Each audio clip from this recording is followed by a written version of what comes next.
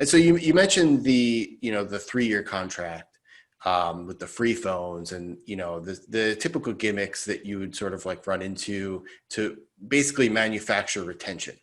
Mm-hmm. How should MSPs approach this? And I can tell you, we initially sort of tried to get into like long contracts when we could. And I told you this story before, we ran into issues with like evergreen contracts from competitors. We had a situation where we literally we had spent a month on developing a system on the back end. We had 50 phones on desks ready to go.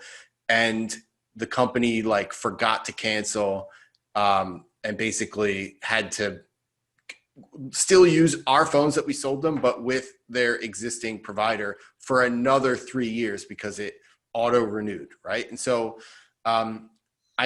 we made sure that we never ran into that situation again, but it's pretty common. And so I guess the question is twofold: is one, how should MSP structure their VoIP contracts? And then kind of like, how do you avoid falling into that trap with the evergreen? So number one, part of the discovery should be, can I get a copy of your contract? I mean, if they won't give it to you, and maybe every once in a blue moon that'll happen, or they're trying to like black stuff out. And it's like, listen, I'm not necessarily worried about the price in this part of the conversation. I'm more worried about, can you get out of what you're already in, right? It is a long-term telco play to, have hidden auto renewals or, have very far out, clauses where if you're not, like, if you don't give them 90 days notice, 120 days notice, like I've seen crazy clauses where they're asking for notice well in advance or else it auto renews, right? And it's a long-term telco industry kind of, snafu, if you would, to do that. That being said, if you ask for it up front, you'll know what you're walking into. When you do call in, it is going to trigger a flag, right? These people have been around long enough, and they know when you start to ask specific questions, it's gonna mean something, right? It's the same thing. MSPs, clue on these questions too in their world, right? When they say when somebody calls into your MSP and they're like, "Hey, I need access to my Office 365 Global Admin," the customer shouldn't even know what that is. Why are you asking for it? It's usually because somebody else is asking for it, and that's a red flag, right? Same thing with the telco guys. Somebody calls in and is like, hey, I need a copy of my agreement. Red flag will go up. So that's number one. Number two, understand billing accounts, right? I mean, if you have multiple locations or multiple services with the same vendor, they may be on different accounts. So if you ever go to port those numbers out, if you don't have the right account numbers associated with the right things, you're going to have a real big problem, and it's going to become a mess. That's number two. Number three, the hardware and a lot of the cases, these telco guys, and the same would, with you, right? If you do hardware as a service, they've made their money back on this hardware already, right? But depending on how the agreement's written, is it yours? Is it theirs? Is there a buyout? Do you even want to hold on to the phones and now that they're in 3 or 4 or 5 years, depending on how long you hang on to them, right? So these are questions that you need to filter through and figure out what's what, right? In many cases, the phones you can take with you because at this point, the contract's already run its course. The provider's already made their money back on it. They don't want it back because it costs them more to matriculate them back than for you to keep them or something. So you need to ask these questions. And so a lot of times phones can be repurposed and unlocked and reprovisioned and whatever. But from an MSP standpoint, and I said this before, I'm going to say this again, it's very, just like you would add any new service to your product offering, you shouldn't be riding that service in a bubble. Okay. Like when you went to your customer and you said, hey, I want to add more security services to your managed services agreement. You didn't set up a whole new contract with a whole new set of terms and a whole new time period. That kind of seems counterintuitive, unless your strategy is to have everything on a different term. So that's impossible for your customer to get out. Newsflash. If they want to get out, they're going to get out. Yes. And it's going to cost you more to try and keep them there than for you to let them go. That being said, everything should align from a managed services view to what you already have in place. If you're doing 3-year contracts, for example, for your managed services agreements, you should align the phone solution with your managed services agreement. Could be an opportunity for you to restart that timeline, right? So it all aligns if you want to add that in. But generally speaking, if you're going to do something like hardware as a service, you need to make sure that they're in it long enough to make your money back, right? Like if they cancel 6 months in, you're probably not making your money back. You'll probably be even, but you didn't actually profit off of anything, right? So my point is, look at where they're at in their existing agreement with you. Make sure that your MSA is written properly, right? Because then you can add multiple services with a simple addendum, okay?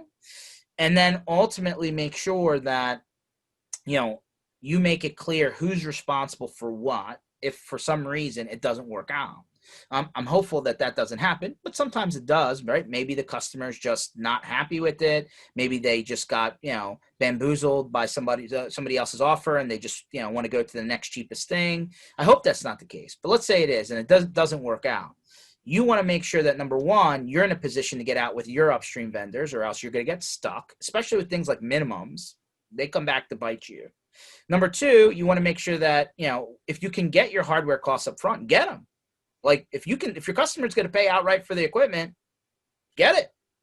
But if you have to bundle it into, kind of mesh and mold with what the competitive solutions are, then you're going to do some sort of hardware as a service. Now, are you going to finance that on your own, out of your own pocket, and wait the 30, 60, 90 days to make your money back? Or are you going to use third party, right? The manufacturers now have hardware as a service. Distributors now have hardware as a service, as traditional leasing, finance programs. There's a lot out there for you to get there, right? But which direction are you going to take?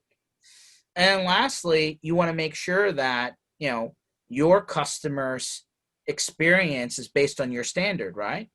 The goal here is to like anything. If you put in a new server, roll out a new cloud service, migrate them to a new subscription, the first month, 2, 3 is where you're going to put the most of your time investment in, right? It's a project a little bit. And after that, you should be making money because it should be very little adds, moves, changes, depending on the organization. Same goes for phones, right? If it's done, if you did your homework ahead of time and you did the setup and implementation and training correctly, then after the initial time investment, should pretty much run, right? With minimal changes here or there, depending on how much access you give your customer, like we said earlier. But at the end of the day, here's the reality. Your time has a value. So if you're going to give it away for free, I suggest you don't. I mean, you're not in the business of giving things away for free. Figure out what it takes in terms of your time. And depending on the size of the customer, you're going to put, a little bit more, a little bit less time involvement in. So you need to know what your costs are for your labor. I hope that you already do. And number two, you want to make sure that for the 1 or 2 or 3 calls a month that may pop up for, like you said, the headset's not working, somebody's last name changed, they want a new button on their phone, whatever, that you've figured out some of that math, right, in terms of your time ongoing, right? And then you've made a reasonable markup in terms of whether it's per user, per account, per line, however you ultimately decide to sell this thing. You want to make sure that you've made more than the obligatory 20%, right? This is that agent model, right? You go sell somebody else's thing, they give you 15, 20%, so maybe 25, max 30. I've never seen more than that in that model. But depending on what you're doing, you could be making a substantial, increase, right? 2x, 3x, 4x, 5x, depending on what the situation is. So we're talking about, it can be very profitable. If you didn't, walk into you miss something in discovery, that's where you get caught into a problem. 2, part of that discovery's got to be these analog, ancient devices out there that won't work on VoIP. You need to catch that ahead of time, right? The alarm systems, the postage meter, the front doorbell ringer, right? Some of this stuff is modernized, but they might be running on ancient stuff. I call those the gotchas as part of the discovery process. 3, don't give them equipment that's less than what they already have. Like I said, I call that the less buttons problem. Like, don't do that. You'll pull your hair out and you'll be like me. 4, you want to make sure that you've set it up properly, that your people drink the Kool-Aid, right? You need to be able to support it quickly so that the experience is good when they call in. Otherwise, time burn. You're calling a vendor, the vendor's calling you back, you're calling your customer back. By the time all of that matriculation happens, you've lost. You've lost time, you've lost money, and that's a lot of what we see. And lastly, you need to make sure that those business objectives that you keyed on in during that discovery process, those things we talked about before making the phone ring, right? The marketing and the sales and the back office and the reporting and all that stuff, you need to make sure that those people responsible for those departments have latched onto your technology. So it's not a one and done.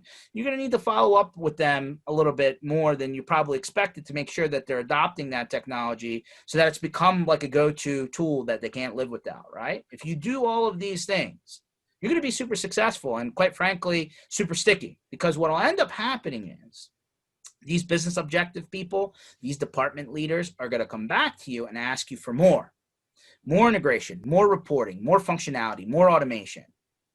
Now, all of a sudden, you've sold them an operating system to some degree. You're not just selling them a phone system.